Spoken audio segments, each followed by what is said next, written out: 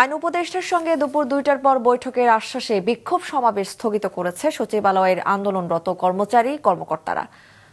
এর আগে এ অধ্যাদেশকে নিবর্তনমূলক ও কালাকানুন উল্লেখ করে সকাল থেকে সচিবালয়ে বিক্ষোভ করেন সরকারি। এক পর্যায়ে গেট আটকে দেন তারা।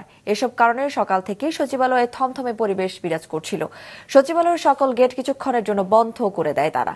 বিক্ষোভের আশঙ্কা থেকে আগে সচিবালয়ের নিরাপত্তা জোরদার করা হয়েছে। সংসদ বিষয়ক উপদেষ্টা মহোদয়ের সাথে আমাদের এই নিবর্তনমূলক আইন প্রত্যাহারের বিষয়ে আলোচনা হবে। আজকে যে আলোচনাই হোক, আগামীকাল সমবেত কর্মকর্তা কর্মচারীদেরকে সে বিষয়টি ব্রিফ করা হবে। যদি আলোচনার মাধ্যমে এই কালো আইন প্রত্যাহারের সমাধান হয় বা সিদ্ধান্ত হয়, সেটাও জানিয়ে দেওয়া হবে। আর যদি না হয়, তাহলে পরবর্তী কর্মসূচিও আপনাদেরকে জানিয়ে দেওয়া হবে।